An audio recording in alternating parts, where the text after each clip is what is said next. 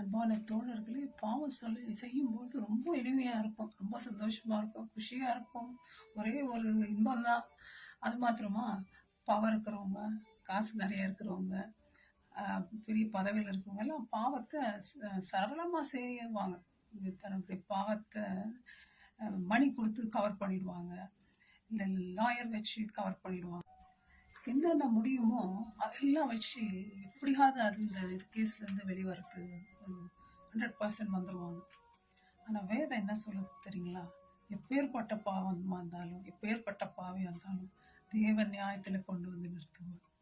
அவங்க மணியோ, அவங்க பதவியோ எதுவும் அவங்கள காப்பாற்ற போறது இல்லை. அப்படித்தாங்க தாவீது ராஜா கூட ராஜாவா இருந்தார். பத்சேபா மேல ஆசைப்பட்டுட்டு அவளோட பாவமா உறவு வைக்கிறார். உடனே ஒரு ஃபோன் கால் தான், ஒரு லெட்டர் வந்திருக்கும் பொழுது தாவீதுக்கு இந்த மாதிரி ப்ரெக்னெண்டா இருக்காங்க அவங்க.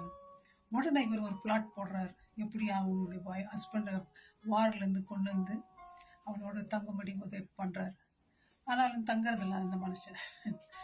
அதுக்கப்புறம் என்ன பண்றாரு, இது சரியாகல, இப்படி பாவம் செஞ்சுட்டு கவர் பண்றாங்க பாரு. உடனே அவர் கொலை பண்றாரு. நம்ம எதை விதைக்கிறோமோ அதை தாங்க இருப்போம். அவர் தாவீது பத்சேபாவை உரிய கொலை பண்ணதுனால ஆண்டவர் தாவீதின் குழந்தைய மறிக்க வச்சும்படி செய்தார். எதை விதைக்கிறோமோ அதை தாங்க இருக்கும். அது மாத்திரம் இல்லைங்க, ஆதாம் ஏவாள் பாவம் செஞ்சாங்க. ஆண்டவருக்கு மறைவா போய் ஒளிஞ்சுக்கலாம். பாவம் செஞ்சுட்டு மறைஞ்சுக்கிறாங்க. போய் தேவனோடு உறவு ஒட்டு போயிடுது, இல்லாம போயிடுது. ஏன்னா தேவனோட உறவு வைக்க முடியாது பாவம் செய்தா.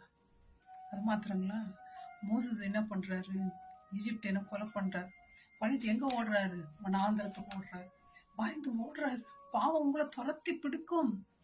பட் பாவம் உங்களை தொடர்ந்து பிடிக்கும். வேதம் சொல்லுதுங்க, எங்கேயும் ஓட முடியாது. ஆண்டவருடைய பார்வைக்கு மறைவா நம்ம எங்கேயும் ஓட முடியாது.